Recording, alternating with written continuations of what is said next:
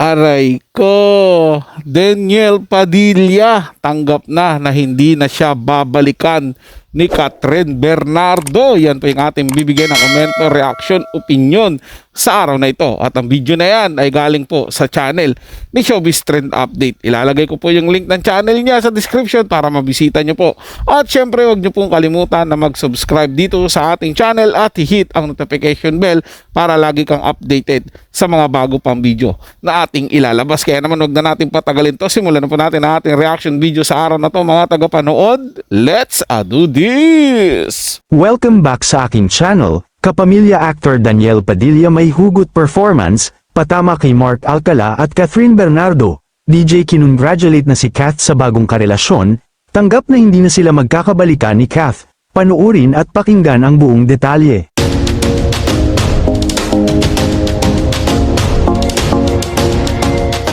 Marami nga ang pinakilig ng aktor na si Daniel Padilla sa kanyang performance ng kantahin niya ang Hanggang Kailan ng Orange and Lemon.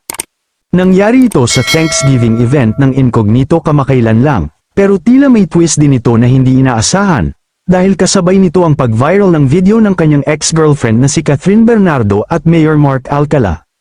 At kung makikita naman kung paano kumanta si DJ, ay tila bigay na bigay ito sa kanyang performance na tila may pinaghuhugutan sa kanyang mga kanta. Kaya naman dahil dito, napaprimo throwback ang ilang fans sa comment section. Sa mga hindi nakakaalam, si Primo ng The House of Us noong 2018, kung saan kinanta rin ni Daniel ang parehong awitin para kay George, na ginampanan ng ex-jowa niyang si Catherine Bernardo. May ilan pang ang nagbato ng intriga tungkol sa rumored romance ni Catherine kay Lucena City Mayor na si Mark Alcala.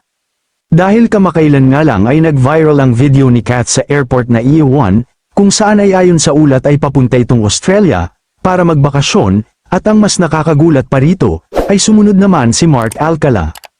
Nakasama ni Catherine papuntang Australia, hindi man daw sila sabay dumating pero ayon sa mga source ay iisa ang destinasyon nila. Kaya naman hinala ng netizens ay walang duda na sila na talaga, dahil makailang beses na rin silang namataan na magkasama.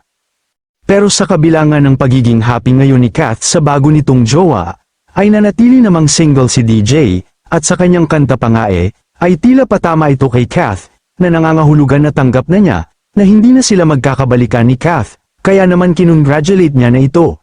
Ito'y sa pamamagitan ng kanyang makahulugang awitin. Ayon pa sa fans ni DJ, move on na lang talaga. Dahil hindi talaga sila magkakabalikan ni Kath dahil binukura na ito ni Mark Alcala. Kayo mga ka-showbiz, anong masasabi niyo sa ating showbiz topic ngayon? Nakakalungkot lang isipin, mga tagapanood, kung tunay man na may relasyon na talaga si Catherine Bernardo dito sa mayor, wala. Kailangan lang po natin tanggapin. Ako lang kasi mga tagapanood, medyo nanghihinayang lang po ako na mapupunta lang si Catherine Bernardo sa politikong tao. Hindi wala akong tiwala sa kanila.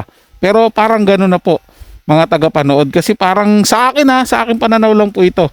Wala pong mga politikong matino pagdating sa pag-ibig, maging sa mga maging sa mga tawag nitong panunungkulan nila. 'Di ba? Parang hindi po sila ganun katino, what more pa sa relasyon. At balita ko kasi mga tagapanood, itong mayor na ito, marami na ring naging ex na mga artista. Well, sana alam po ni Catherine Bernardo yung ginagawa niya. At syempre, nalulungkot din po ako para kay Daniel Padilla. Kasi kahit papaano po, may epekto po sa kanya yan. Yung relasyon nila ni Catherine Bernardo. Siguro, hoping pa rin siya na magkakabalikan. Gaya po namin mga tagahanga nila. Na kahit ako po mga tagapanood, kasi simula po noong mga bata pa yan sila, nakikita ko na yan sila at naiisip ko nga noon na napakaganda sigurong tingnan na hanggang sa pagtanda nila ay silang dalawa. Kaso nga lang po, hindi nangyari at nagkahiwalay sila ng landas. Gayon pa man, umaasa ako na sana ay pareha silang magiging happy na makahanap na ng kanilang mga partner. Kung ito may si Catherine Bernardo, ito na talagang si Mayor ng Lucena yung kanya, magiging masaya na rin po para sa kanya. Si Daniel Padilla, sana po ay makahanap din po siya ng karapat-dapat para naman po sa kanya mga tagapanood. Sila po mga tagapanood, ito'y comment at opinion lamang, wala pong personalan. Paalam po at mabuhay po kayong lahat. Maraming salamat po sa inyong panonood.